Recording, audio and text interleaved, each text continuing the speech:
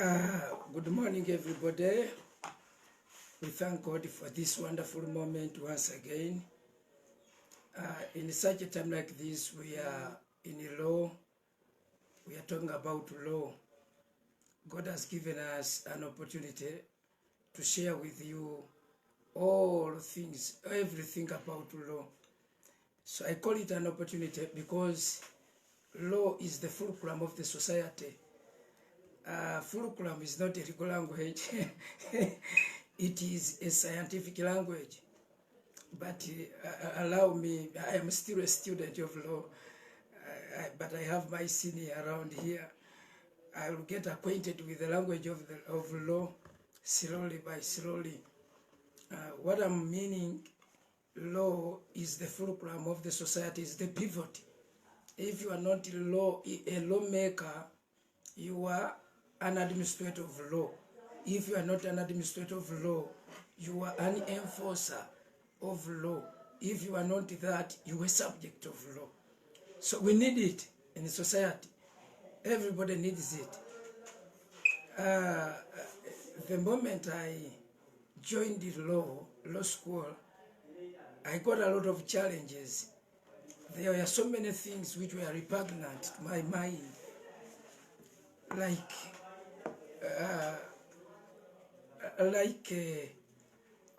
Kelsen's theory. I know time will come and you discuss that once you succeed in taking over the government, then you are legal.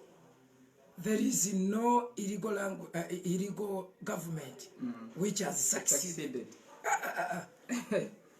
That one became so repugnant. Give us the comments. Very good. Kelsen is the theory of law became so repugnant to my mind. Secondly, counsel, I was so much disturbed by the exceptions of law. At each and every general rule. Because to me, exception of law is like an escape route. For big people, they use exceptions to escape. They use them as a stepping stone to achieve their objectives. So such things were so repugnant to my mind. And there are so many other things which my mind totally failed to appreciate. But we thank God that this moment has been created for you, for all students of law, as seniors. You are supposed to guide and join the teaching and possibly promote, because you are established. You have to appreciate it. You have to love it. So don't look at it as a xenophobia matter. Yeah. So look at it, appreciate it as something that has come to bring people on course of the law. So we thank God. If you have any question, lawyers are around. We have a registered organization called Justice for All. It is intending to be a mouthpiece for those who are, for the underprivileged, for those who cannot speak. I don't mean the dumb, but even the children, women, the poor class of people who cannot legally be represented in the courts of law. So we informed that organization, and we shall tell you how, when it will start performing. But anytime from now, ladies and gentlemen, we are launching it. It will be officially launched, and we shall thereby help people, help the elderlies. We call them the nonagenarians, people above 90 years.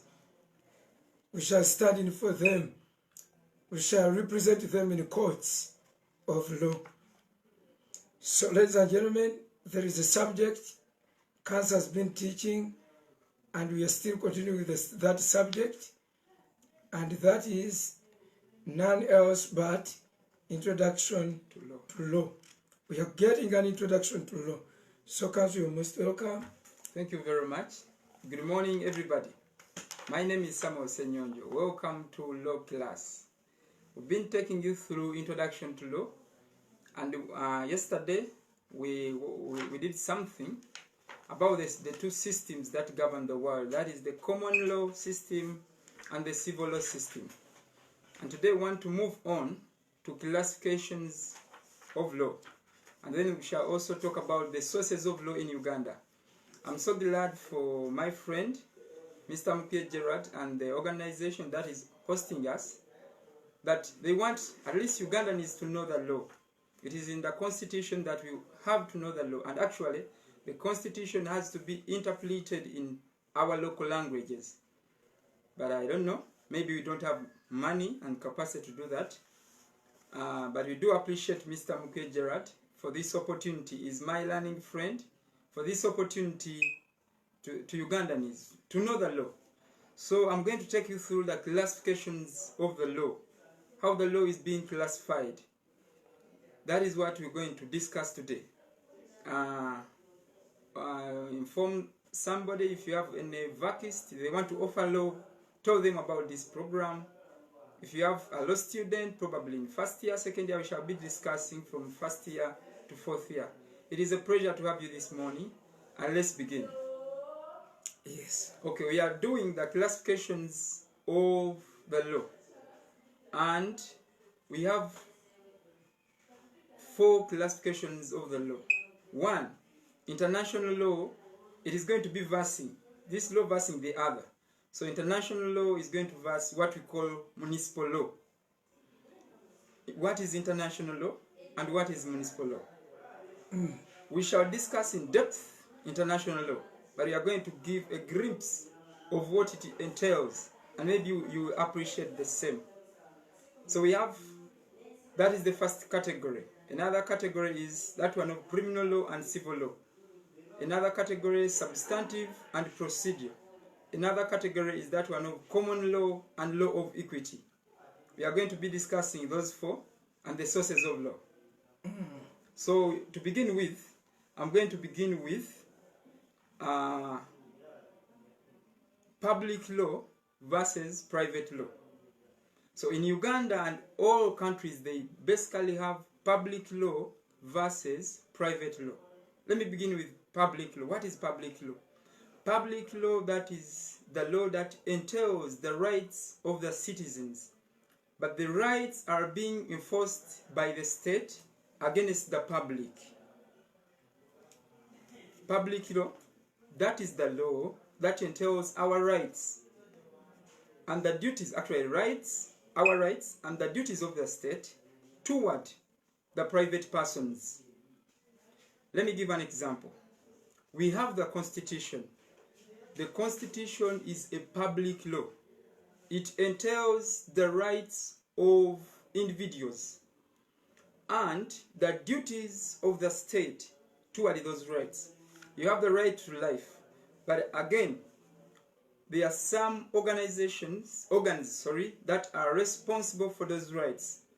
So hence, it creates the duty to those organs. For example, police and the army, to protect your right to life, to protect your right to property. So you have the right to property. It creates the duty to the state. So under public law, we have the Constitution, and we have what we call the Penal Code. The Penal Code is that law that entails all the offenses and the penalties. So if you commit any offense, it is not an individual who's going to prosecute you. No, it is the state that is going to prosecute you. So it is under the category of public law. So public law, government and individuals, government, individuals. So we have the state this side, we have the individuals the other side. We have our rights, we have the duties. The government has the duty to protect those rights. Is that clear? Yeah. We can move on. Okay. Can move on. Okay, so we have public, that is the first category, and on the other hand, we have what we call private. Private, these do govern, do conduct the relationship between individual and individual. Private individuals, we have those laws in place. It is a category. Like, for example, we have what we call Contracts Act. It is between you and me. We are doing a contract. You are selling me a car, I'm giving you the money. So it is between you and me. And if anything goes wrong, I'm going to take you to the courts of law for justice. Not the government, not anybody else. So the government is not responsible. It is not for responsible. private law. Yes, it is not responsible. It is between me. We have that right, me and you. So if you do anything wrong, it is not a government to prosecute you. No, it is me. I'm going to take you to courts of law to get justice. If you are to sell me a car, you did not do that, you breached the contract of selling me the car, then I'm going to take you. So we have those laws. Involve the government later, maybe. Later maybe, but not. Yes, actually later, because the courts judicial, it's a arm of government. So we have that private and public. Public law, state duty, individual rights. Then private, it is between me and you. It is, the government is not. So public law is between government and individuals. And individuals. And people, other people. Other people. Yeah. They call them the subjects. The subjects of the law. Yes. Then private is totally between individuals. individuals. Yes. The government is not involved. All right. Yes. We have what we call criminal law and civil law. That is another classification of law. Criminal and civil. Okay. Again, let me explain what criminal law means. It is another classification of law. Criminal law is I'm very sorry, let me cite 1 Timothy chapter 1 verses 9. I'm sorry, but let me cite that. The law is there for lawbreakers. The law is there for lawbreakers. If you are not a lawbreaker, it doesn't concern you. So criminal law is there to protect the public against lawbreakers. If you are not a lawbreaker, it doesn't concern you. And criminal law is for the government. It is the government against individuals. Like, for example, if you raped someone, it is the government that is going to take that case. We call them the prosecutors. It is the prosecutor who is going to take that case to courts of law. Even if you raped but it is the government, it is not you. If you did theft, if you did murder, it is the government that is going to prosecute you. If somebody raped my daughter, yes, it is not Mr. Mukuye. Am I not the one who is supposed to go to court? Maybe to give testimony, but it is the government. It is incumbent upon the government to take that case because you've done the wrong against the whole public. And we have some two things. We have the burden of proof and standard of proof. Let me take you slowly. The burden, who has the burden of proof? The government in this case has the burden to prove that the other person who raped, God forbid, who raped Mr. Mukuye's daughter is guilty. They have the burden to prove that the other person is guilty. That is what we call the burden. The burden to prove to court that indeed you raped. Another thing, we call it standard of proof. In criminal law, we have what we call standard of proof. And it is beyond reasonable doubt. You have to prove your case beyond reasonable doubt. That so and so did a certain case. Not just bring up facts, fabricating facts. No. You have to prove the same beyond reasonable doubt that indeed this person did this. On the other hand, civil law, that is, it is between individuals. It is like law of contract. Yes, please. Civil law is totally between individuals. Okay. Yes, like we have the law of contract, we have the law of sale of goods, we have concerning family and marriage, Land concerning law, where does succession. land law belong? It belongs here. To civil. Yes. Okay. We have land law and all land transactions. We have company law, anything to deal with companies, anything to deal with land. It is contracts, sale of goods, partnership. It is totally civil law. So, it is between individuals and individuals. And let me talk about these two, the burden of, still the burden of proof and the standard of proof. The burden of proof under civil law is on that person who alleges that this and this happened. So, if Mr. Mkuye is alleging that I am the heir according to the will, you have to prove it that I'm the heir. According to the disposition, according to the testamentary will that was made by my late father, I'm the heir. So you have to prove that one. If we had a contract, you had to sell me a car, but you didn't do it, yet I gave you the money. You have to prove that indeed I gave you the money. I have to prove that I gave you the money, but you never delivered. And then the standard of proof is not beyond reasonable doubt, but on balance of probabilities. You bring the facts, I bring the facts, we just balance them. Then the judge decides. Then the judge decides. It remains in the hands of hands of the judge. Who weighs more? Oh, wow, this weighs more. Then they have to check. I don't know whether we are clear on that. Yeah, we are clear. Nabunya, we shall answer you. Your request has reached. We are thinking about it. But the language of the courts is English. Even me, I wouldn't appreciate it. In fact, I had so many questions when I had just joined the law course. They were saying English is the language of the court. But when I asked them, is court a tribe? That it is. It might have also language. A court, the courts are here in Uganda, but they insist that English is the language of the court. So, if you don't know English, you go with an interpreter. However, we are going to think about it. We are going to sit, to consult, and look into the matter of Nabunya Fatuma's requests. Oh yeah, we want to interpret. Otherwise, interpretation is important because we want everybody to know their rights. But we are still looking at a ground which may keep the professionalism of these lawyers. Otherwise, me, you know me, I'm very, very local. I am a local guy. I always want to speak things locally because most of the criminals are local criminals. We don't have international criminals. They are rare anyway. And like the Asians. In Uganda, we have Asians.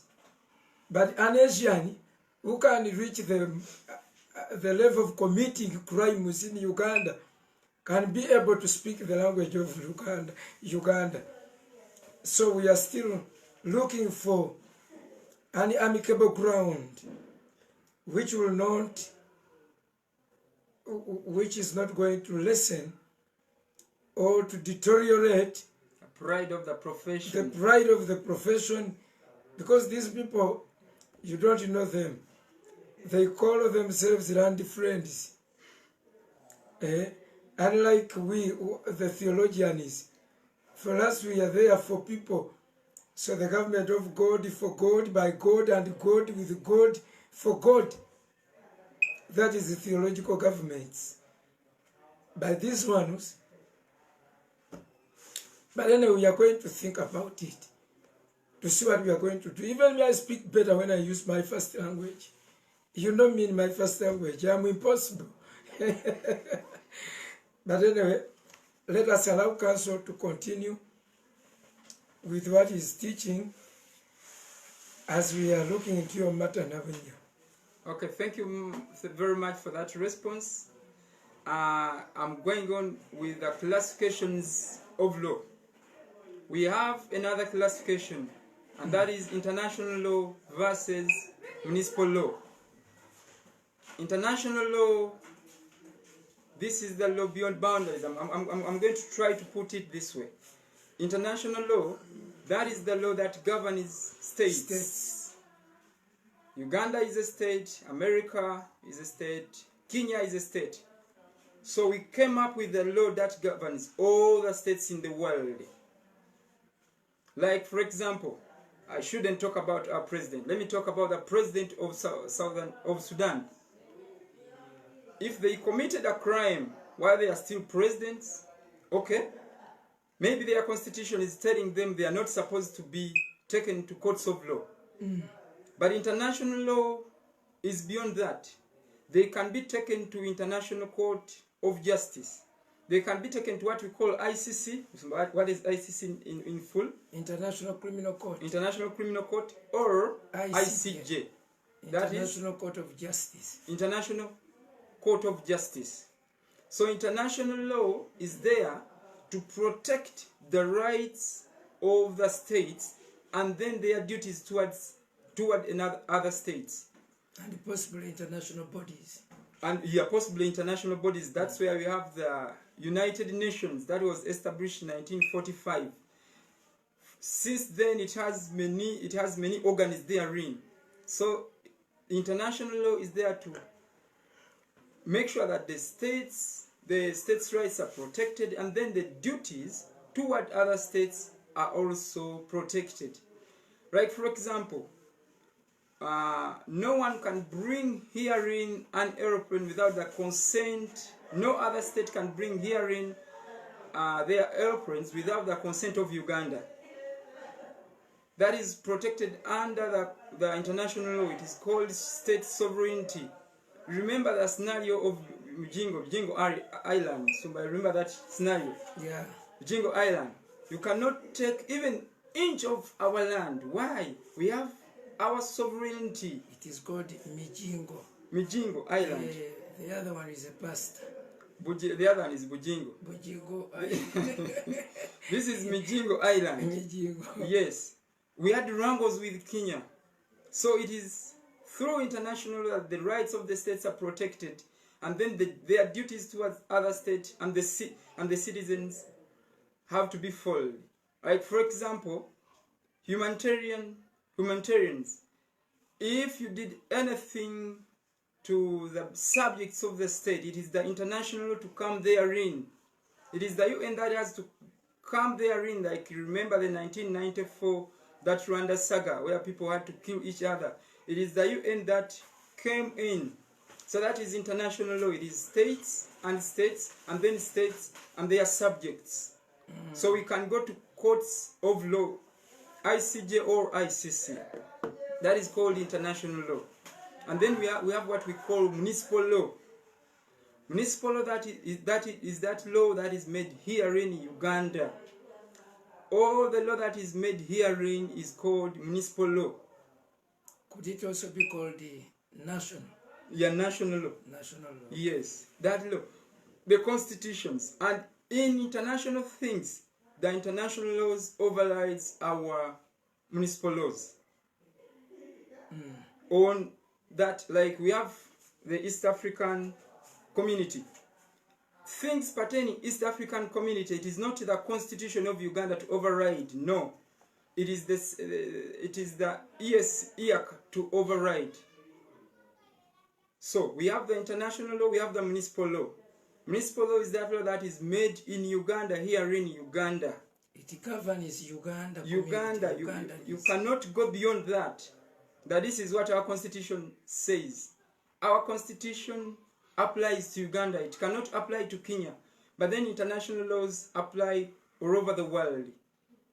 If you are a signatory to the same, then that law applies to you. Are we clear on that? Yes. Okay. Let's go to what we call substantive law and procedural law. Substantive law, we are doing substantive on this side, and on the other side we are doing procedure. Substantive law guarantees the rights and the duties of the citizens, and then the duties of the state. That is substantive. We have the rights in the Constitution. I have the right to life. I have the right to property, to own property, either individually or in association with others. I have the right to life. I have the right to health. I have all those rights. They are enshrined in our Constitution. That is chapter 4 of the Constitution. They are guaranteed therein. That is called substantive law.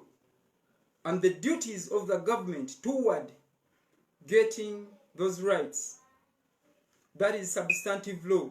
The law that provides for the rights and then the duties. Our rights as the citizens and then the duties. But then procedural.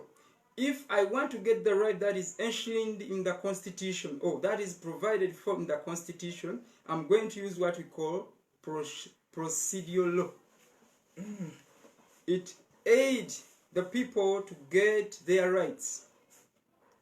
You have the right, but you cannot just go anywhere. So we have to put the mechanism for you to get the rights. The mechanism to get the rights is called procedural law. The mechanism to coerce the state to get the rights is enshrined in what we call procedural law. So procedural law describes the manner how substantive law can be carried on. Can be carried on, yes, that is it. So that is the difference between substantive and procedure. I have the rights, but how am I going to get them? I'm going to use what we call procedural law. That, okay, if you are going to get your rights, you have to write the government in 21 days. You notify them that I'm going to bring a case against you. So you notify them in 21 days. You go, you seek the consent of this. You go to the DPP, maybe DPP. You go to this. So you are going to get the rights. I mean the AG. You go to maybe to the AG. That is what we call procedure. The procedures you have to take to achieve the rights that are enshrined in the Constitution or in other laws, because we do not have only the Constitution that provides for the rights. There are many others. Procedural law lays out the procedures. Yes. How the substantive law can be administered. Yes. Okay. And to that effect, we have what we call civil procedure rules. They are strict. That even if you don't do this, you are not going to get the rights. We call it civil procedure rules. And many other rules, the Supreme Court rules, Court of Appeal rules, Judicature rules. We have many rules. So those are called procedural laws. So we have substantive on this hand, and we have procedure on the other hand. And lastly, I'm going to talk about common law and equity. Put common law on the other hand and put equity on the other hand. Common law. Okay, let me first explain briefly what common law is and how it came. Common law, these were customs that used to govern the UK. The customs like we have in Uganda. If you are a Ndiga Kilan, you cannot marry a Ndiga Kilan person. We had our own customs. So in the UK, they had their customs. In around 1000, they had a king called King William. He said, but we should come up with a common customs, because each and every geographical area had their customs. So what they did, King William ordered that they gather all the customs, like in Uganda, to gather all the customs, the Langi customs, the Ganda customs, the Ankole customs. We gather them all so that we may have something common. So that is when they came up with what we call common law, customs in common, to govern the United Kingdom. That is when they came up with them. So if you brought a case to the king, because by then the king was the judge, if you brought a case to the king, they would have to look through their customs that were gathered, the common customs, to see whether they have anything that applies to the So all facts at hand. societies had to bring their cases to the king. Yes, they had to bring their cases to the king. So they look into the customs. What do the customs say? If the customs never talked about that, then you never had remedy. Like, for example, I'm going to talk about the equity, but let me talk about this. Specific performance. This is what we call specific performance. To perform something specifically that you are supposed to perform. I bought a car, I gave you the money. And you never gave me the car. So common law is, if you never gave me the car and maybe you sold it to another person, so you had to refund me money. That is common law because the car is not around. Then if you reach to equity, equity tells you no, perform it specifically. Go get that car. Bring the car. Bring the car. So common law was the effect that no, if the car is not around, then you do not have any remedy. In common law, they add only what we call damages. They add only one remedy. Damages. We give you some money for what you've done. For the effect caused. For the effect caused. But if you demoralized my house, what would money do for me? So, that is common law. So common law was from the customs of the United Kingdom. Like we have our customs here. So that is when they came up with what we call common law. They were common customs of the people of United Kingdom. They were gathered together. Then they used them to decide cases. And after deciding one case, they came up with what we call precedent. If any other person brought the same facts of the case and the king had earlier on decided the same case, they are going to use the decision of the earlier decision of the king to decide the case at hand. Whether there were mistakes in the past case, they could not mind. As long as the facts are similar. As long as the facts were similar. They would use the decision of the king, the earlier decision, to decide the case at hand. And in common law, we have what we call precedent. In the language that my friend Pastor Mke likes, we call it stare decisis. Stare decisis. Yes, we call it like that. So, we have a precedent. And in equity had to come in. Like, common law was rigged. It was not fair. It was not fair. There was no justice in it. Yet, we claim in law that we want justice to be done to people. Common law was like an Old Testament. Yes. For you readers of the Bible, I know many persons here are readers of the Bible. They are theologians. Common law was like the Old Testament. So we needed a savior. We needed a savior, and the savior is what we call equity, if I may explain it that way. We needed a savior to help us come out of the bondage of common law, because they have demoralized my house, but they cannot build it. They can only give me some money. I want to buy a car, you've sold it to another person. I want a car, I don't want money, I had my money. So equity had to come in to deal with the rigidities that were created by common law. So equity is all about the new things that came in, the new remedies that came in. It came with new remedies that, okay, we have what we call specific performance, that perform that thing you had to perform. If you are supposed to perform this, please perform it. If you are supposed to build me house, please do it. Unless it is impossible, unless you are dead, but perform what you are supposed to perform. Injunction. In equity, we came up with what we call injunction. For example, they have brought a tractor. They want to take away your house. Common law had no remedy. What it had is only and only. Which remedy have you talked about for common law? Only the word is going. Yeah, Damages. they could only give Damages. only. Only damages. But they are taking out, they are raising your house. Damages are not enough. They are taking the burial grounds. You have attachment with the burial grounds. Common law could say, just give them money. Equity had to come in. No. Injunction. Injunction, stop what you want to do. Stop it. Do not. Do not. So that is common law. It came up with what? Justice. It did justice. And it has some slogans. I don't know whether you remember some. He who comes to equity Must come with clean hands. like in equity, if you want equity, if you want remedies of equity to be aided, to get justice, be also just. But if you are not just, don't come to equity. Equity aids the vigilant. The vigilant. Yes, you've not been vigilant. You are saying that these are con men. They are thieves. You just keep but quiet. you just keep quiet, you go on and deal with them. If you don't go to court, don't expect anyone to intervene. Yes, Equity do aids not. the It vigilant, aids the yes. vigilant. Then it has time. The right arose 10 years back.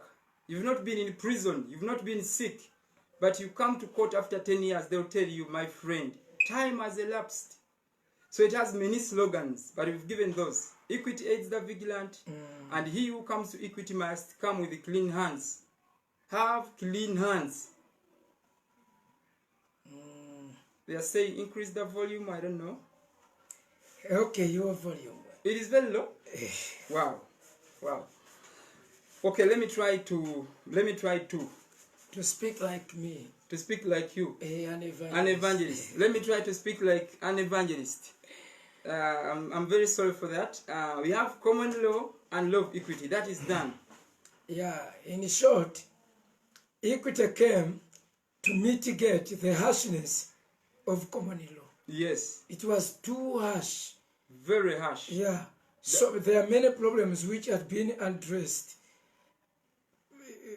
It came to act as a bridge. Yes. It came to act as a bridge. Yeah. There were many To rigidities. bridge the harshness. gaps. Yeah. The gaps. They have to fill the gaps. To fill the gaps of common law. Yes. Yes. And in Uganda, we use both. We use common law, we use law of equity. The courts of judicature, if common law doesn't apply, we use law of equity. Yes, we can hope somehow, using equity. Even if time has elapsed, we can do something using equity. So, ladies and gentlemen, equity is like a New Testament. The New Testament came to mitigate the harshness of the Old Testament. So, that is all, guys. Okay. I'm going to talk about the sources of law in Uganda, and we shall call it a day. Yeah, Is it okay?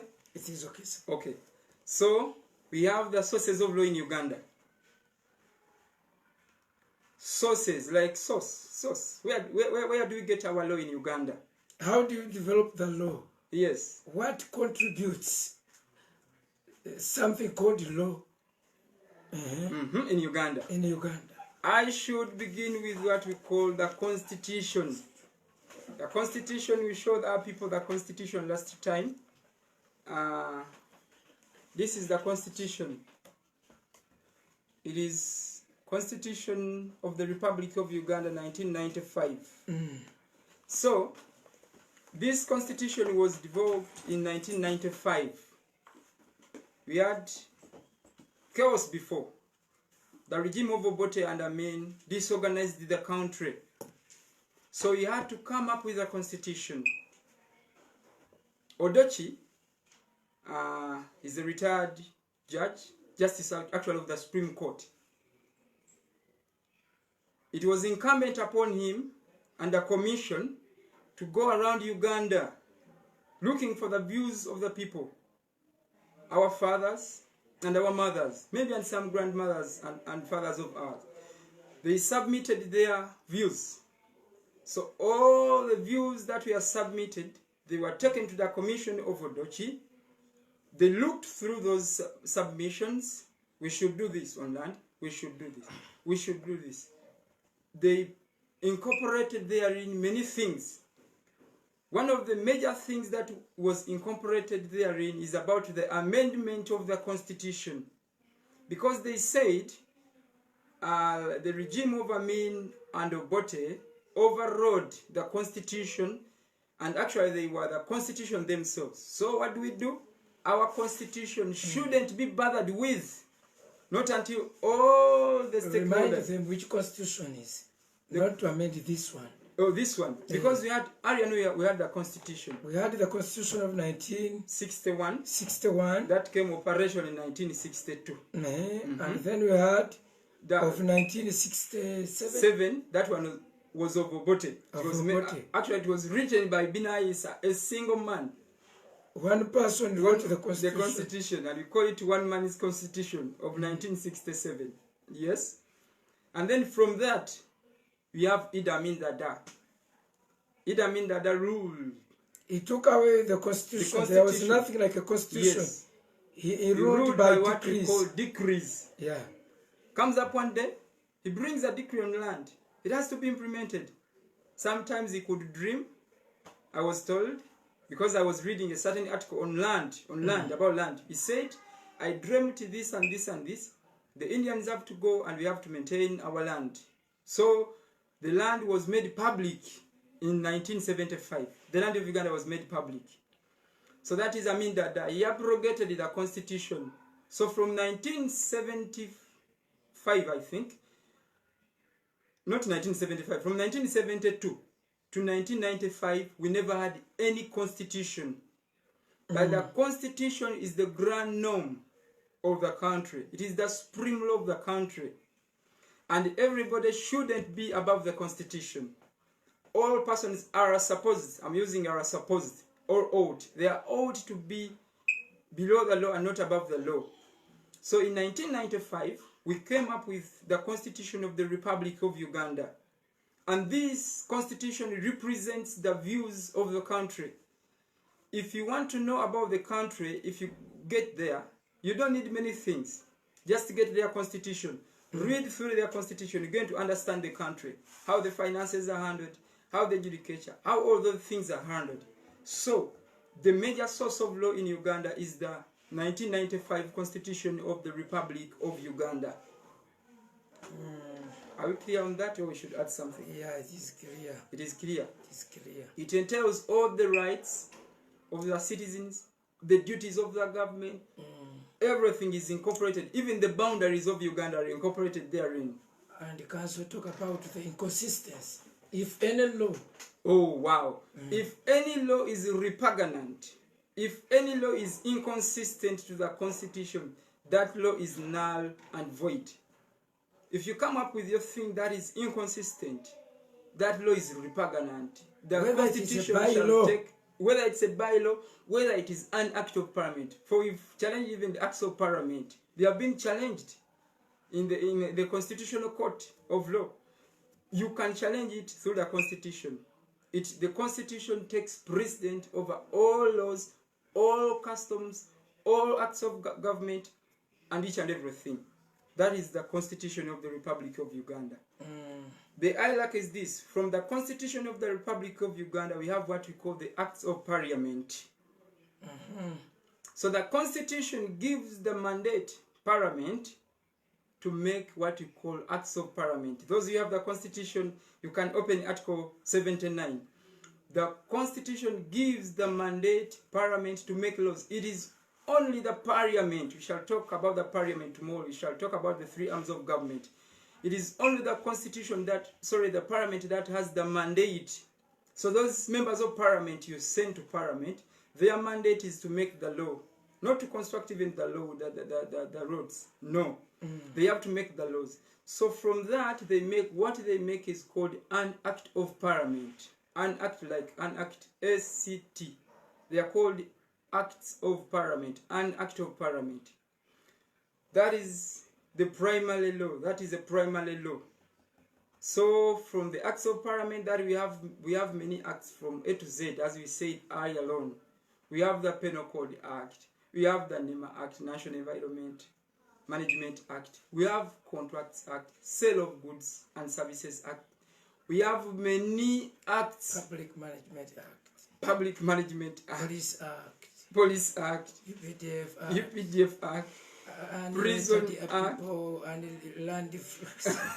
We have Water Act, Eh, Zoo Act. We have many acts. Actually, Uganda has the best laws, though they are not functional in the whole world. We have good laws, my friend.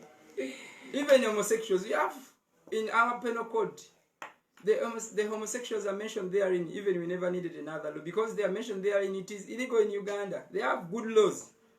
Though, unfortunately, we can conclude, it is my opinion and my submission, and I'm entitled to it, that some of the laws are not functioning. So, from the Acts of Parliament, we have what we call common law. I think I've explained common law. Common law, we got common law by virtue of being... Zumba, how did you go to common law? common law, the We are decided colonized. cases, eh? Yes, we are colonized by. Because we are colonized Yes. by the British, That is why we have common law. and it entered here It entered here. through colonialism. Yes, so common law entered here through colonialism. It is not our law. It is like the customary, our customary law. It is there, common law. So because we were colonized by Britain, that is why we have common law here. Another law, we have the law of equity. We have discussed that. It is also a source. That is where we get the remedies like the injunction, the specific performance, and others. We get them by virtue of, yes, being colonized still by Britain, because equity came from the UK. So that is how we have the law of equity. So from that, we have what we call customary law. So we are giving the sources. The sources. Sources of law Number one was in Uganda. the Constitution. Number two, Acts of Parliament. We've had common law. Number four, Equity. law of equity. And now I'm discussing what we call customary law. Customary law, actually that word was brought here by still the colonialists. But it was our law. It was our law, but they decided to name it customary law. It is like the common law of UK. Our customs, the Muganda and Ndiga Kilan person should not be Muganda and Ndiga Kilan person. You are supposed to do this. We had law, contract, pertaining succession, the firstborn. Yeah, in fact, we had those laws. We had them here, all Yeah. of them. We had the contract. How were we selling our land to each other? How did we manage our marriages? How? So we had our customs, which were in the force of law. As far as we are concerned, We had them. we had them. We had them. We had customary. We had law of succession. We could dispose of things. We had all that law here in Uganda. So it is called customary law. But today, if it is repugnant, then it ceases to exist. So it became just a source. Yes. A source of law. Yes. Yet it was actually the law that we used. So some laws today, some customs today are fading out, like the female genital mutilation. It was faded away by the Mifumi case. We shall talk about the cases after. So any custom That is repugnant. that was which was found repugnant to the grand norm, Yes, it is null and void. yeah. So that even today you cannot refund the things. Before, let me give you this example, students. Before, you could refund the things. We call it a dowry. You could refund it if there was divorce. If there was divorce, the side of the girl's side had to refund the things. That is according to what culture? Our culture, Buganda. not Buganda culture. These persons were from Lila. They brought the case. They were represented by Mifumi. That thing was declared repugnant. It is repugnant that if there is divorce, you are not supposed to refund the things. Lastly, let me talk about the cases. as source of law in Uganda. What are cases? Let me discuss what we call cases. If I have a contract with you and I do not perform my contract, you are going to take me to courts of law. When you take me to courts of law, they are going to open up a file. The registrar of the court is going to open up the file. He's going to put the date. He's going to put the parties. That is, Nalule Susan versus Senyonjo Samuel. They put the case number, maybe civil case number 1 of 2020. So that is called a case. It is out of a conflict that we have a case. It is out of a crime that we have a case. So they are going to put it there. Maybe you may have the counsel on your side and I'm going to have the counsel on my side. We go on with the case. The judge delivers the judgment. After delivering the judgment, we call that one a case. So in like the doctors, even in law we have what we call cases. Don't call it a dispute. No. It is called a case. It has the facts. It has the issues. The facts that I was supposed to sell you a car, but I never sold you that car. The issues I can put whether I'm supposed to refund the money or whether I'm in breach of the contract, whether I'm in breach of the contract because I was supposed to sell you the car and then I never sold you the car. Then we have the resolution or what the judge is going to say, the judgment. That according to the facts I've seen, Samuel Senyonjo was supposed to sell Nalule the car, but again, Samuel never sold Nalule the car. According to this and this, Samuel breached what we call a contract. And after breaching that contract, Samuel is liable to pay a certain amount of money to Nalule or to give Nalule the car since he failed to deliver the same. So that is what we call a case. It can be between individuals and individuals or government and individuals. Government, it is supposed to be a criminal case. If it is a criminal case, rape, murder, theft, burglary, housebreaking, it is the Republic of Uganda versus Senyonjo Samuel. And then on this side, they are going to be what we call a prosecutor. It is brought in the office of, we call them the DPP, Director of Public Prosecution. So it is going to be Uganda versus Samuel. If you see anything, Uganda versus Samuel, just know we are referring to what we call a case. They are called cases. So we shall be reading cases, we shall be studying cases, we shall be doing a lot of things. Get to know the cases, get to know that we studied about the common law, we studied about the classification of laws, get to know the sources of the law. The constitution is very crucial. Know the acts of parliament, know all that, then we shall have a safe landing as we navigate through law. Thank you very much. Let me take back to Mr. Mukwi, my learning friend. Thank you very much, Counsel. Ladies and gentlemen, may I call it a privilege? I did not have this. I just entered in a law school and I started struggling with new terms. They refused my English and they said they wanted legal language. It has taken me so long to develop that legal language. Every time I could write grammar, they were not interested. But we thank God if you get an introduction to what we are talking about. You are a subject of law. You need it. You need it. You need to know what you are going to submit under. You need it. For so many years, I have been a prey for policemen and other people who were bad administrators of justice.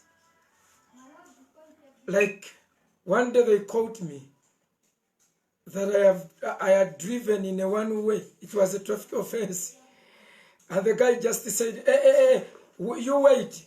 Wait, and I call. Hello? He has been driving in one way. What can I do? Okay, Lucina. I started trembling. And he told me, okay, you bring something. I said, I'm giving you 50,000. He said, 50,000? Look at him. You know the case you have committed. It is a case of 2 million. And you're talking about 50K. I started trembling. I gathered money from all those people with whom I had in the car. I called people to send money, and we ended up paying something like 300. My goodness. Because of? Because of ignorance. So I started thinking about getting to know some laws. And I have a view to the government of Uganda. It should be attached. Introduction to law should be attached to every course in Uganda. Such that people can know. Even in teaching, teachers should know how to handle children. You don't have anything to do with No. Teachers don't have even anything concerning with the law. They don't have any introduction to the law. They have never seen a constitution, most of them. So I have that. I will take that proposal. If you happen to go there faster than me, you take my proposal. But it is crucial. It is so crucial, such that everybody can know what to avoid and what not to avoid, what to fear and what not to fear. Let them know the commitments and their penalties thereof. So we thank you very much, those of you who have been following, and we would like to clarify more about this. This is not a theological thing. It is not a service. And you cannot even get annoyed that you have few followers. Because the target group, I'm very, very sorry to say this, it might carry so much weight on you and you get suppressed. But the target group was the MPs, lawyers, students of law, and the subjects of law. So if you're a subject and you want us to put it as low as possible, then it will not be low. It will lose its force. However, we are going to inquire whether we can interpret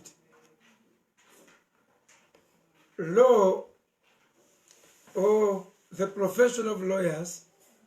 They have their ethics. Law as a subject has its integrity. So you will forgive us. But later on, if we come on the common ground, if we agree, we are going to begin interpreting. We shall interpret for the subjects at least. Otherwise, we intended to study together with the students of law, even helping members of parliament. And those people are very, very much ignorant about the law. Though they pretend to be knowing something, I know they don't know. They don't have. Very ignorant. Yeah, they don't have.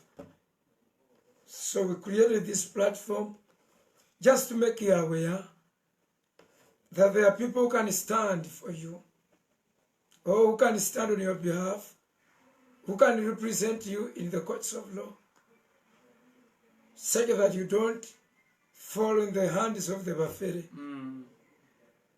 So tomorrow we shall see what to do, whether we interpret or not. We are going to make inquiries. We are going to inquire from other land councils.